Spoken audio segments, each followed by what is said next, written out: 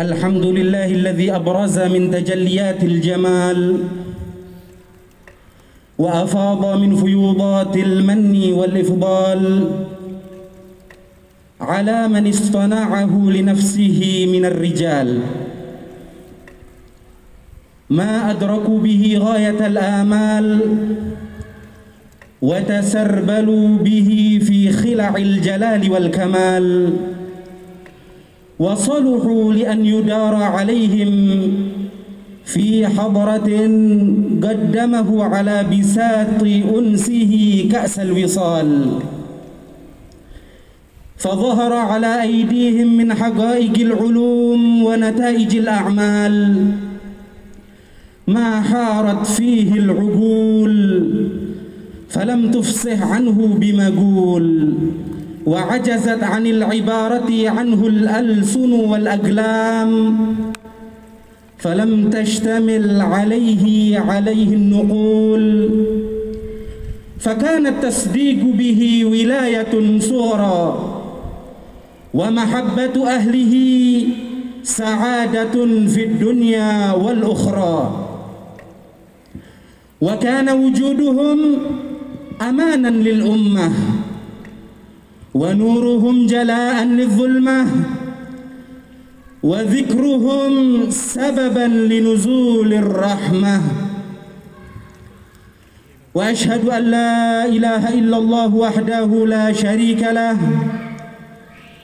وأشهد أن سيدنا ومولانا محمد لا نبي بعده.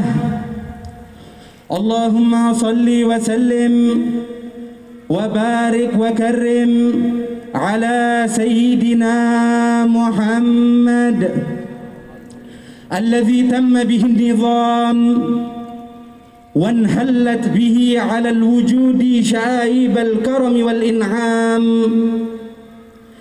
فاستقام يتيمة عقد الاصطفاء وواسطة نعمتي الهداية والاجتباء، وعلى آله وصحبه والتابعين وتابع التابعين إلى يوم الدين. أما بعد، حضرات المحترمين، مدير المعهد الحبيب علي زين العابدين ابن أبويا الحبيب حسن بن أحمد باهارون، متعنا الله بطول حياته الشريفة، وعلى بقية أخوانه، حبيبنا الحبيب صادق والحبيب سقاف والحبيب علي والحبيب حسين، أبناء مربينا الحبيب أبويا حسن بن أحمد باهارون، متعنا الله بطول حياتهم الشريفة، كذلك بقية الأساتذة. نخص بالذكر رئيس قسم التربية ورفيق أبويا الحبيب حسن، فضيلة الأستاذ قائم الدين عبد الله، متعنا الله بطول حياته الشريفة، وبقية الضيوف الكرام الذي لا أستطيع أن أذكر أساميهم، ولكن لا ينقص قدر احترامنا لهم، سائلين المولى تعالى أن يطيل أعمارهم في الصحة والعافية مع اللطف وكمال الرعاية. آمين آمين يا رب العالمين. اسمحوا لي أن أقدم أمامكم نبذة قليلة بل قطرة يسيرة من بحار أوصاف صاحب الحول الحبيب مربي أرواحنا وأجسامنا أبويا حسن بن أحمد باهارون،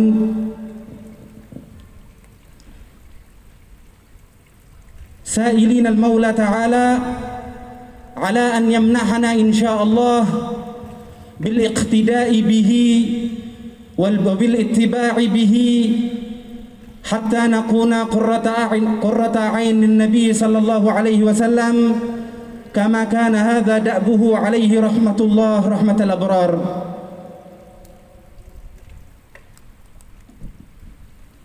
Wa in kuntu lastu fursana hadzal maidan walakin imtithalan lil amri fanatlubu minkum as-samahah wal 'afu fas-samahatu sya'nukum ya kiramu. Manaqib riwayat hidup daripada Abuya Al-Habib Hasan bin Ahmad Baharun amatlah banyak. Waktu yang singkat tidak memungkinkan kita untuk menyebutkan semua sifat, semua kemuliaan yang pantas dan patut untuk kita jadikan panutan di dalam kehidupan kita. Akan tetapi sebagaimana dikatakan oleh Imam Ali bin Muhammad Al-Habsyi, wa in kanatil alsunu la tafi bi ushri mi'shari awsaf dzalikal mawsuf, walaupun lisan kita tidak akan mampu untuk menggambarkan sekalipun hanya 1/10 daripada 1/10 kemuliaan beliau, akan tetapi tetap kita sebutkan tidak lain dan tidak bukan tashwiqan lis-sami'in wa tarwihan lil muta'alliqin, untuk menumbuhkan rasa rindu kita kepada beliau Abuya Al-Habib Hasan bin Ahmad Baharun, dengan harapan insyaallah kita dapat meniru sebagian daripada sifat-sifat mulia beliau. Amin amin ya rabbal alamin. Sebagaimana para ulama mengatakan, tidaklah ada tujuan daripada pembacaan manaqib kecuali merupakan salah satu wujud daripada imtithal kita kepada perintah syariah. Sebagaimana Allah Subhanahu wa taala berfirman kepada kekasihnya baginda Nabi besar Muhammad sallallahu alaihi wasallam, wa kullan naqussu 'alaika min anba'ir rusuli ma nusabbitu bihi fuadak. Dan setiap cerita, setiap riwayat tidaklah kami ceritakan kepada engkau wahai Muhammad kecuali dengan tujuan supaya hatimu memiliki ketetapan, supaya hatimu memiliki kekuatan dalam mengemban dakwah. Kalau baginda Nabi besar Muhammad sallallahu alaihi wasallam di antara ajaran yang difirmankan oleh Allah adalah menyampaikan riwayat, menyampaikan manaqib daripada utusan-utusan yang sebelum beliau, maka kita sebagai umat baginda Nabi besar Muhammad sallallahu alaihi wasallam lebih berhak dan lebih berkeharusan, berkewajiban untuk melaksanakan hal tersebut. Maka tidaklah kami sebutkan manaqib daripada beliau Abuya Al-Habib Hasan bin Ahmad Baharun kecuali mengikuti perintah daripada syariat.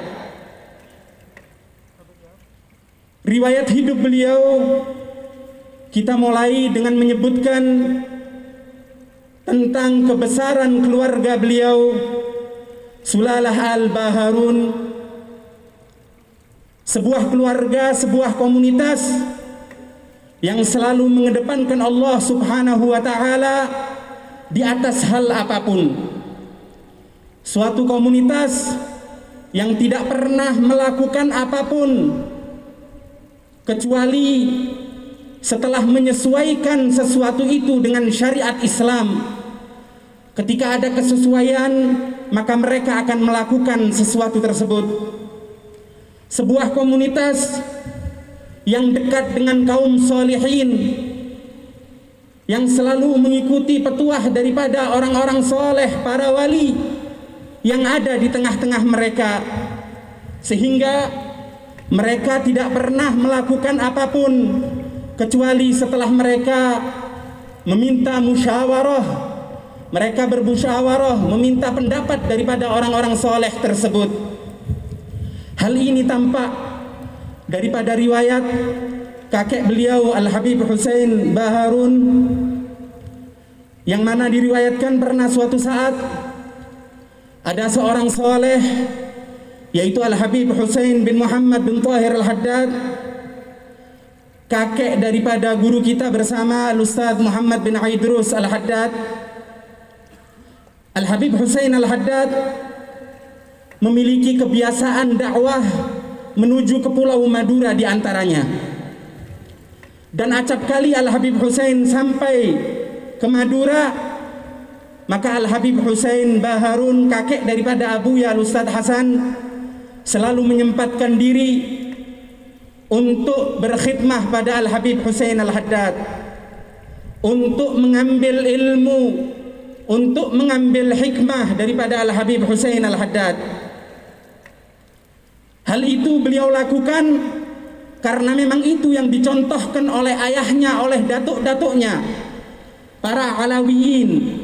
Mereka tidak pernah menyia-nyiakan apabila ada di sekelilingnya orang-orang yang wali, orang-orang yang soleh, kecuali mereka akan duduk mengambil keberkahan daripada mereka.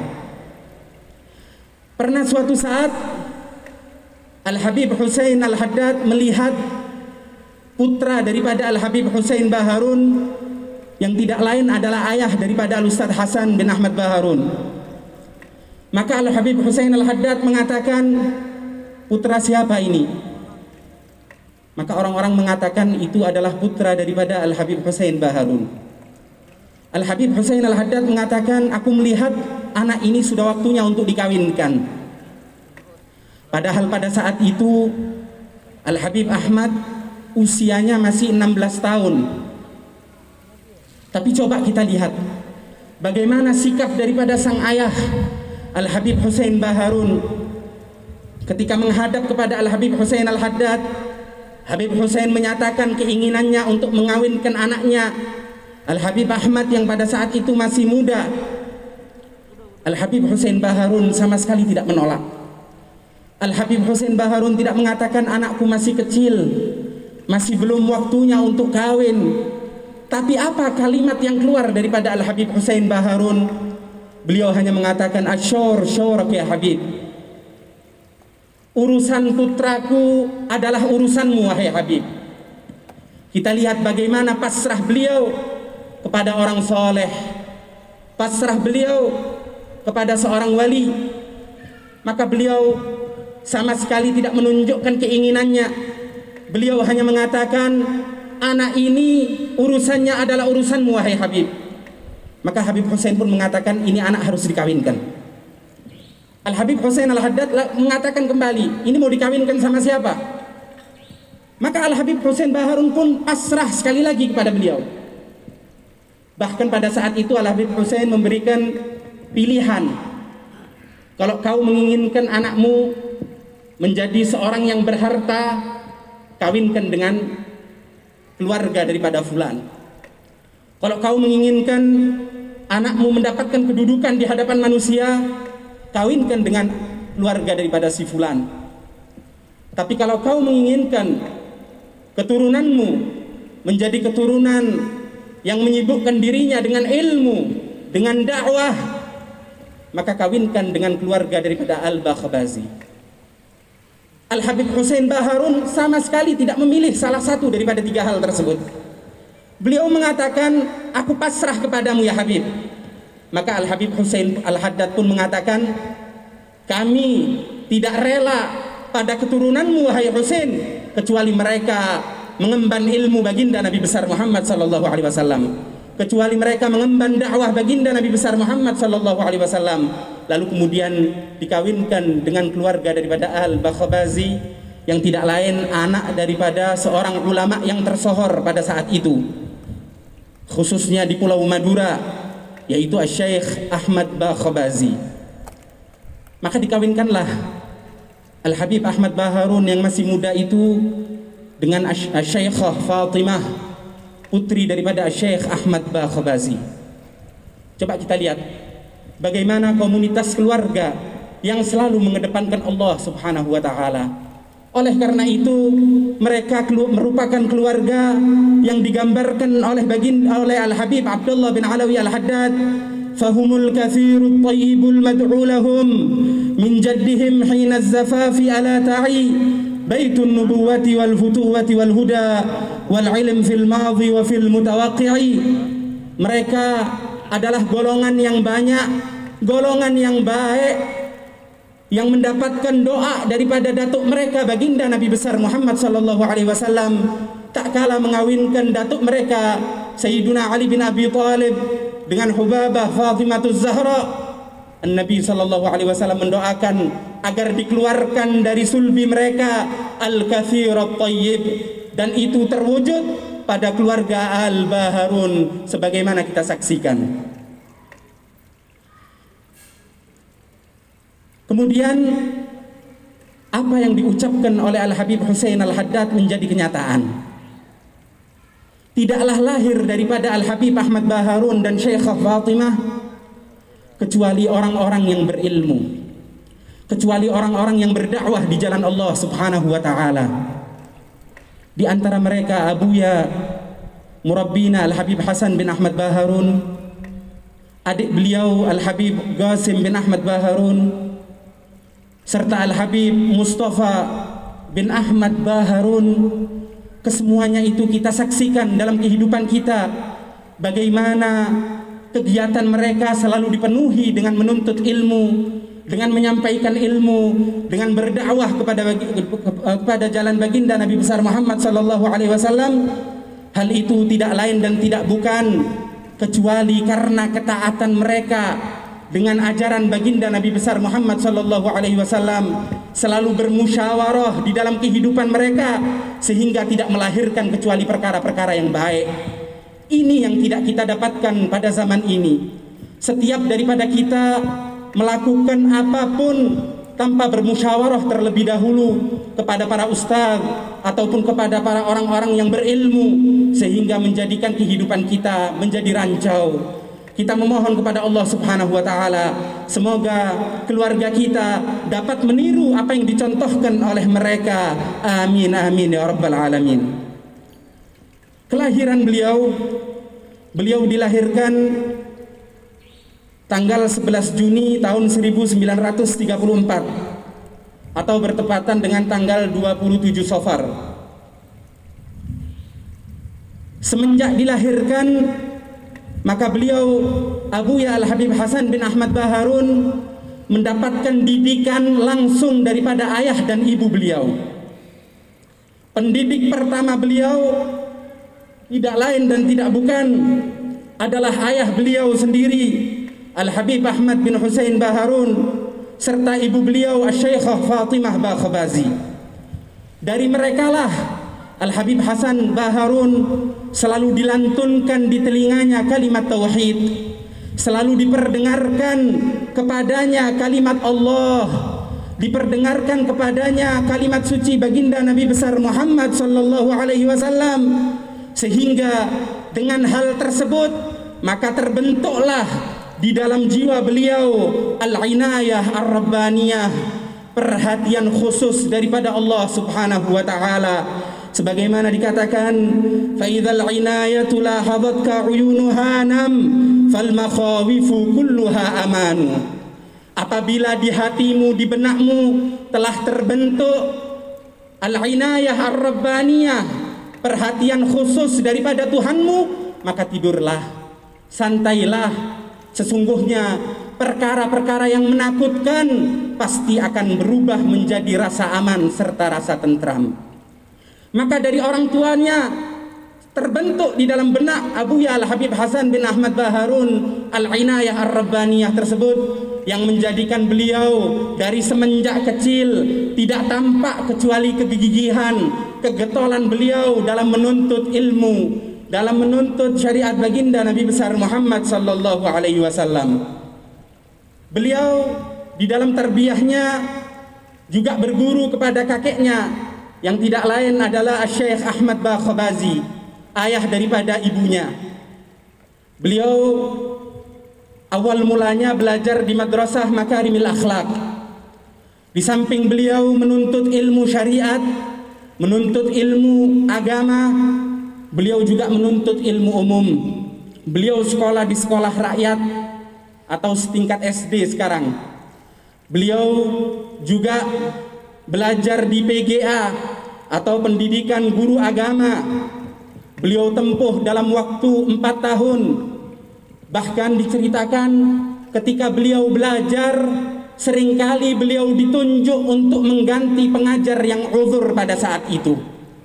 Karena semuanya melihat bagaimana kapasitas daripada keilmuan Abuya Al-Habib Hasan bin Ahmad Baharun, maka mereka pun tidak ragu untuk menunjuk Al-Ustadz Hasan sebagai pengganti guru-guru yang uzur, yang tidak hadir di madrasah tersebut. Kemudian beliau juga melanjutkan studinya ke Surabaya di SMEA. Dalam menuntut ilmu, beliau juga menampakkan kegigihannya dalam berdakwah. Beliau tampakkan itu ketika beliau mengikuti PPI atau Persatuan Pelajar Islam. Bahkan beliau diperhatikan secara khusus, pernah diutus untuk mengikuti muktamar dalam skala nasional yang didirikan pada waktu itu di Semarang. Beliau bahkan juga pernah menjadi ketua Pandu Fatah Al-Islam di Sumeneb. Beliau juga masuk di dalam partai NU yang saat itu partai masih bersih. Kemudian beliau juga termasuk anggota MUI atau Majelis Ulama Indonesia. Bahkan di Pasuruan beliau selalu menjadi ketua daripada Majelis Ulama Indonesia sampai akhir hayat beliau. Ini adalah tarbiyah atau pendidikan yang ditempuh oleh Al-Habib Hasan bin Ahmad Baharun. Di samping berguru dengan kakeknya, beliau juga berguru dengan pamannya, yaitu Asy-Syaikh Utsman maupun Asy-Syaikh Umar, putra daripada Asy-Syaikh Ahmad Bakhabazi. Ketika beliau duduk di Surabaya, beliau juga melazimi salah satu daripada gurunya, yaitu Al-Habib Umar Ba'agil, khususnya dalam ilmu faraid. Bahkan kegigihan beliau dalam menuntut ilmu beliau tampakkan dengan tidak malu menuntut ilmu walaupun dari orang yang lebih mudah daripada beliau. Hal itu beliau tampakkan bagaimana ketika beliau berguru kepada Abuya Sayyid Muhammad bin Alawi Al-Maliki, yang mana kita ketahui padahal umur beliau lebih tua daripada Abuya Al-Musyrif Sayyid Muhammad bin Alawi Al-Maliki, tapi untuk menuntut ilmu tidak ada batasan ilmu, tidak ada batasan umur. Bahkan beliau jadikan Sayyid Muhammad bin Alawi Al-Maliki adalah al-mustasyar, orang yang selalu beliau minta isyarahnya, orang yang selalu beliau ajak bermusyawarah dalam setiap gerak-gerik beliau. Tidaklah beliau mengajar ataupun membangun suatu tempat, menentukan sesuatu kecuali ketika mendapatkan arahan daripada gurunya Al-Musyrif Sayyid Muhammad bin Alawi Al-Maliki Al-Hasani. Rehlah beliau merupakan sesuatu yang diwarisi daripada baginda Nabi besar Muhammad sallallahu alaihi wasallam, adalah rehlah atau bepergian, sebagaimana digambarkan oleh Allah Subhanahu wa taala dalam surat Al-Quraisy, liila fi Quraisy ila fihim rihlatash shita'i was-shaif. Digambarkan bagaimana kebiasaan daripada moyang beliau, daripada datuk baginda Nabi besar Muhammad sallallahu alaihi wasallam adalah rihlah. Beliau sallallahu alaihi wasallam bepergian awal mulanya dengan paman beliau Abu Thalib ke Syam, lalu kemudian beliau juga bepergian sendiri. Itu juga Abuya Al-Ustadz Hasan bin Ahmad Baharun terapkan dalam kehidupannya. Pertama kali beliau rehlah ke Masa Lembu dengan ayahnya Al-Habib Ahmad bin Husain Baharun. Dalam rehlah beliau ke Masa Lembu untuk berdakwah di jalan Allah Subhanahu wa taala, sekaligus berniaga, karena mereka merupakan golongan yang tidak ingin menjual agamanya demi untuk urusan dunia. Mereka berniaga, mereka jual beli di dalam rehlah, di dalam pepergian tersebut untuk memenuhi kebutuhan ekonomi mereka. Di samping itu tujuan utamanya yaitu berdakwah di jalan Allah tidak pernah mereka lupakan. Bahkan tampak bagaimana kedermawanan daripada Al-Baharun di Masa Lembu. Banyak sekali orang yang menyatakan itu Al-Habib Ahmad Baharun ketika beliau dakwah di Masa Lembu seringkali mengalami kerugian. Karena Al-Habib Ahmad dan putranya Al-Habib Hasan itu, kalau seumpama berniaga lalu kemudian orang yang diajak jual beli nggak punya, maka nggak segan-segan beliau itu memberikan secara cuma-cuma barang dagangan tersebut. Hal ini tidak lain dan tidak bukan karena bukan urusan harta yang menjadi prioritas mereka, tapi yang menjadi prioritas mereka bagaimana mereka dapat menjalankan dakwah baginda Nabi besar Muhammad sallallahu alaihi wasallam. Kemudian beliau juga melakukan rehlah sendirian ke Pontianak kurang lebih pada tahun 1966. Banyak sekali yang bercerita itu Al-Ustadz Hasan Baharun nggak mungkin dakwah beliau itu untuk mencari harta, karena daerah yang dimasuki beliau itu hutan belantara, daerah yang masih rawa, daerah yang masih penuh dengan lumpur. Yang tinggal pun adalah komunitas fakir miskin, orang-orang yang tidak punya. Jadi mereka meyakini nggak mungkin itu Al-Ustadz Hasan dakwah untuk mencari uang sama sekali. Tapi beliau berdakwah hanya untuk, tapi beliau rehlah berjalan, bepergian hanya untuk berdakwah, hanya untuk menyampaikan syariat baginda Nabi besar Muhammad sallallahu alaihi wasallam. Bahkan di dalam dakwah beliau, bukan beliau yang meminta ongkos, bukan beliau yang mempersiapkan apapun yang dibutuhkan, bukan beliau meminta kepada mereka untuk hal itu semua, tidak. Tapi beliau mengeluarkan itu semua dari kantong beliau. Beliau sendiri yang membeli salon, sehingga tidak menyibukkan orang-orang yang memiliki hajatan, karena beliau sudah mempersiapkan salon dan mic untuk berdakwah. Bahkan karena getolnya dalam memperhatikan syariat, mereka mengatakan Al-Ustadz Hasan itu dalam dakwanya selalu membawa kain. Untuk apa kain itu digunakan? Tidak lain dan tidak bukan untuk menutup, supaya tidak terjadi ikhtilat, percampuran antara ikhwan dengan akhwat, supaya tidak terkumpul di situ antara laki-laki dan perempuan yang bukan mahram, sehingga bukannya malah menurunkan rahmat Allah, tapi akan turun di situ murka Allah. Oleh karena itu Al-Ustadz Hasan selalu membawa itu kain di dalam dakwah beliau. Ini yang tampak dalam dakwah beliau ketika di Pontianak. Bahkan beliau memiliki strategi untuk mengumpulkan manusia. Beliau sama sekali tidak bosan, tidak kemudian putus asa. Kenapa aku datang nggak ada yang kumpul lalu kemudian dia pulang? Tidak. Beliau memasang strategi bagaimana untuk mengumpulkan manusia, bagaimana cara menyampaikan dakwah. Maka beliau pun mempelajari suatu keahlian, yaitu mencuci foto. Karena pada saat itu kalau mau bikin kartu identitas pasti butuh foto. Jadi waktu itu orang yang bekerja jadi tukang foto, tukang cuci, itu betul-betul dicari oleh orang, apalagi di daerah-daerah pelosok. Maka Abuya Al-Habib Hasan mempelajari. Beliau pun ketika masuk ke Pontianak, beliau membawa hal tersebut, keahlian itu sebagai strategi untuk mengumpulkan manusia. Ketika mereka datang untuk mengambil hasil daripada foto tersebut, Ustadz Hasan sengaja nggak memberikan terlebih dahulu.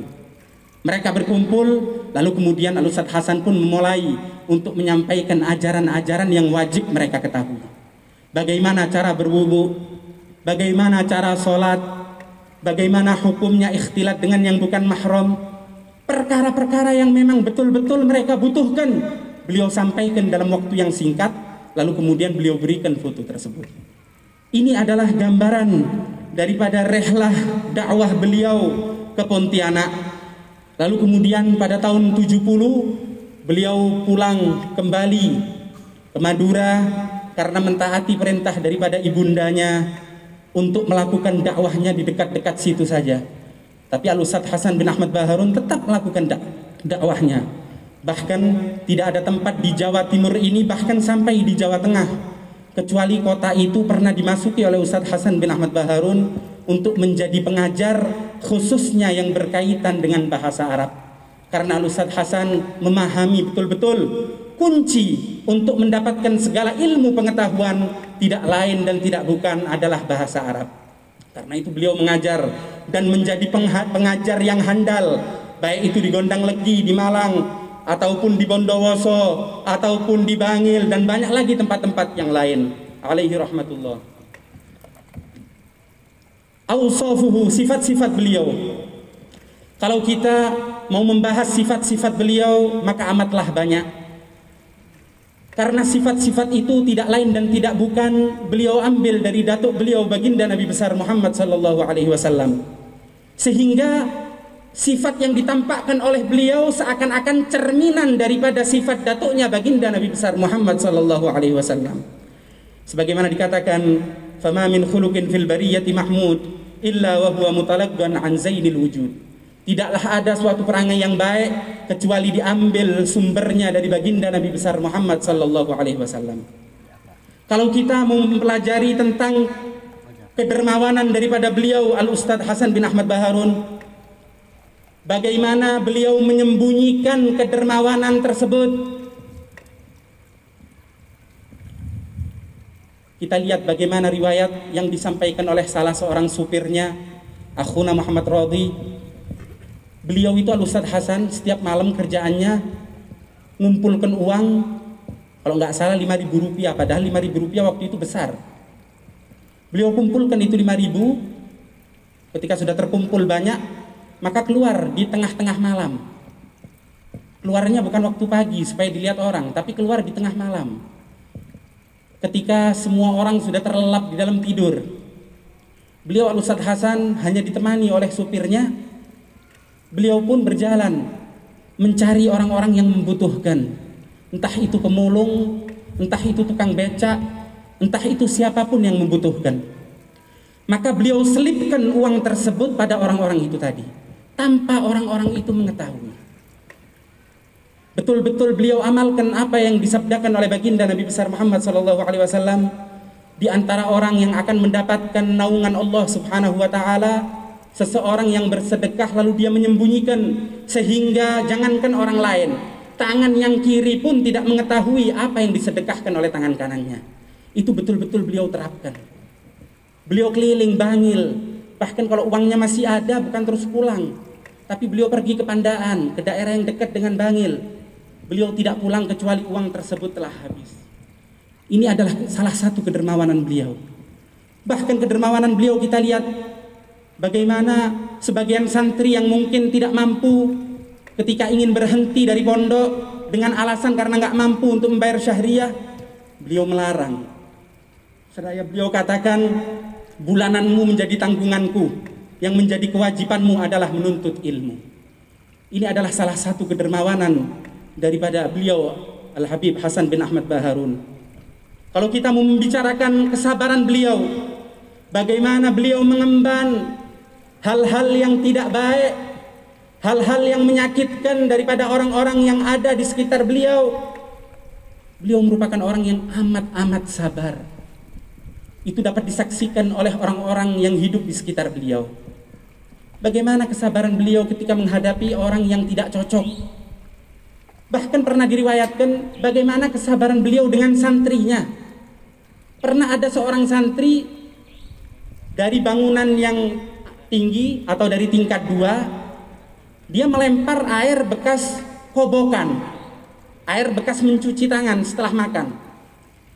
Nggak sengaja itu air terkena beliau. Tapi coba lihat bagaimana kesabaran beliau. Padahal beliau mudirul ma'had. Kalaupun beliau mau marah, beliau berhak. Tapi beliau sama sekali tidak marah. Beliau dengan sabar masuk ke dalam kantornya, lalu kemudian mengganti pakaiannya. Tapi beliau pun tidak lupa untuk mendidik akhlak pada murid-muridnya. Maka anak itu pun dipanggil. Beliau memanggil murid itu bukan karena beliau nggak sabar atau marah, tidak, tapi karena beliau ingin mengajarkan bagaimana akhlak itu tadi. Maka dinasehati anak itu dengan lemah lembut. Kalau kita mau membicarakan perhatian beliau dengan makhluk, beliau betul-betul memperhatikan akan makhluk hidup. Bahkan jangankan manusia, binatang pun beliau memiliki kasih sayang yang tinggi. Pernah diriwayatkan ada seekor kucing yang kesakitan. Kucing ini terus meringkih karena merasa sakit, meraung. Akhirnya setelah dilihat, ternyata kucing itu melahirkan, tapi entah nggak tahu di mana anaknya, sehingga nggak ada yang mengeluarkan susu daripada puting kucing tersebut. Otomatis susunya bertambah banyak, akhirnya kucing itu pun merasa sakit. Coba lihat bagaimana kasih sayang beliau. Beliau ambil itu kucing, beliau hisap putingnya, beliau keluarkan susunya, sehingga akhirnya kucing itu pun tidak lagi merasa kesakitan. Jangankan sesama manusia, bahkan pada binatang pun beliau merupakan orang yang dipenuhi dengan rahmat kasih sayang. Kalau kita mau berbicara tentang istiqomah, sifat yang amat yang paling mulia, apa yang kita saksikan sendiri, kita lihat bagaimana istiqomah beliau dalam memperhatikan murid-murid. Bahkan itu masih kita saksikan dengan mata kita sendiri. Beliau tidak pernah berpisah daripada muridnya kecuali ketika sudah sampai pertengahan malam. Jam 12 malam beliau baru keluar dari maktab. Selesai memantau murid-muridnya, beliau baru pulang ke rumahnya jam 12 malam. Gak di situ, kita lihat bagaimana istiqomah beliau dalam bangun malam. Sudah tidurnya jam 12 malam, beliau bukan terus bangunnya setelah subuh, enggak. Tapi jam 2 malam pun beliau sudah bangun, keluar lagi dari rumahnya untuk menuju ke maktab. Lalu kemudian jam 3 beliau berkeliling membangunkan santri-santrinya dengan membunyikan klakson sepedanya. Beliau pun turun dari sepedanya masuk ke sebagian kamar. Ini istiqomah daripada beliau Al-Ustadz Hasan bin Ahmad Baharun. Bagaimana istiqomah beliau dalam berdakwah, bagaimana istiqomah beliau bahkan dalam membaca doa. Beliau menganjurkan kepada murid-muridnya untuk tidak keluar kecuali membaca doa safar, supaya diselamatkan oleh Allah Subhanahu wa taala dari malabahaya. Bahkan beliau pun mengatakan, Ustadz kalau keluar dari kantor mau ke Banat atau mau ke rumah, Ustadz nggak pernah tinggal itu doa safar. Bahkan kadang-kadang motor sudah sampai di depan rumah, doa safarnya belum selesai, tapi Ustadz sempurnakan, Ustadz selesaikan itu bacaan. Coba lihat bagaimana istiqamah beliau. Semoga Allah Subhanahu wa taala mengaruniakan kita segala sifat yang telah dikaruniakan kepada beliau. Insya Allah kita dapat mengikuti apa-apa yang telah dicontohkan oleh beliau Al-Ustadz Hasan bin Ahmad Baharun. Amin amin ya rabbal alamin. Kemudian yang terakhir, bagaimana pujian daripada orang-orang soleh. Orang-orang yang soleh, bahkan para wali pun mengakui keunggulan daripada beliau Al-Ustadz Hasan bin Ahmad Baharun. Sebagai contoh, Abuya Said Muhammad bin Alawi Al-Maliki, beliau pernah mengatakan kepada murid-muridnya, "Idza aradtum an ta'rifu sidqat tawakkuli was sabri, fanzur ila Hasan bin Ahmad Baharun." Kalau kalian ingin melihat, menyaksikan bagaimana keseriusan, kebenaran di dalam bertawakal, di dalam bersabar, cukup lihat bagaimana profil daripada Al-Ustadz Hasan bin Ahmad Baharun. Al-Habib Hasan bin Abdullah bin Umar Syatiri, beliau mengatakan bahwasannya Hasan Baharun minal abdal. Al-Ustadz Hasan bin Ahmad Baharun tidak lain dan tidak bukan kecuali beliau merupakan wali golongan daripada abdal. Ketika dikatakan la ya'riful wali illal wali, maka kita meyakini bahwa guru kita Al-Ustadz Hasan bin Ahmad Baharun merupakan wali karena dengan kesaksian daripada kaum solehin, diantaranya Al-Habib Hasan bin Abdullah Syatiri yang mengatakan Hasan bin Ahmad Baharun minal abdal. Al-Habib Umar bin Muhammad bin Salim bin Hafidh, ketika beliau berziarah ke pondok ini setelah wafatnya Al-Ustadz Hasan bin Ahmad Baharun, beliau berkata ketika berziarah di hadapan makam Al-Ustadz Hasan, beliau mengatakan, sesungguhnya Al-Ustadz Hasan merupakan orang pertama yang membuka kembali hubungan antara Yaman dengan Indonesia.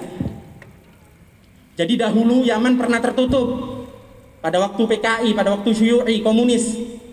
Tapi setelah itu nggak ada lagi murid-murid yang belajar ke Yaman. Siapa yang pertama kali membuka hubungan tersebut? Tidak lain dan tidak bukan, menurut kesaksian daripada Al-Habib Umar bin Muhammad bin Salim bin Hafidh, beliau adalah Ustadz Hasan bin Ahmad Baharun. Dan ini diperkuat oleh rektor daripada Universitas Al-Ahqaf, Al-Habib Abdullah Baharun, bahwasanya benar yang pertama kali membuka hubungan antara Yaman dengan Indonesia adalah beliau Al-Ustadz Hasan bin Ahmad Baharun. Maka beliau pun mengatakan, tidaklah ada pahala yang diterima oleh santri-santri yang belajar di Yaman, di tempat manapun itu, mau di kota Mulia Tarim ataupun di tempat lainnya, kecuali pasti pahalanya akan kembali kepada Al-Ustadz Al-Habib Hasan bin Ahmad Baharun. Kesaksian daripada sahabat karib beliau tidak lain adalah Al-Ustadz Ahmad bin Husain As-Segaf. Beliau mengatakan bahwasanya Al-Ustadz Hasan bin Ahmad Baharun adalah putra terbaik Alawiyin pada masa ini. Beliau sampaikan itu di hadapan jenazah daripada Al-Ustadz Hasan bin Ahmad Baharun ketika akan dikebumikan. Dan begitulah jalan hidup daripada Al-Ustadz Hasan bin Ahmad Baharun. Ringkasnya, dengan musyawarah, dengan arahan daripada Sayyid Muhammad bin Alawi Al-Maliki pada tahun 81, beliau memberanikan diri untuk membuka pondok di Bangil, dimulai dengan rumah-rumah kontrakan yang saat itu mencapai 9 ataupun lebih rumah yang beliau kontrak. Lalu kemudian pada tahun 83 atau 84, beliau pun dihibahkan pada beliau tempat ini untuk dijadikan pondok, tidak lain dan tidak bukan dengan arahan daripada Sayyid Muhammad bin Alawi Al-Maliki. Dakwah itu terus berlangsung sampai akhirnya tepatnya pada tanggal 23 Mei tahun 1999 atau tanggal 8 Safar 1420, beliau pun memenuhi panggilan daripada Allah Subhanahu wa taala. Allah Subhanahu wa taala merindukan beliau, maka beliau pun memenuhi panggilan daripada Allah Subhanahu wa taala. Semoga apa yang kita dengar daripada riwayat beliau, daripada keberkahan guru-guru beliau, orang-orang yang ada sekeliling beliau, mudah-mudahan Allah Subhanahu wa taala memberikan kita manfaat atas mereka. Rabbi fanfa'na bi barakatihim wahdinal husna bi hurmatihim wa amitna fi tariqatihim wa mu'afatin minal fitani. Assalamualaikum warahmatullahi wabarakatuh.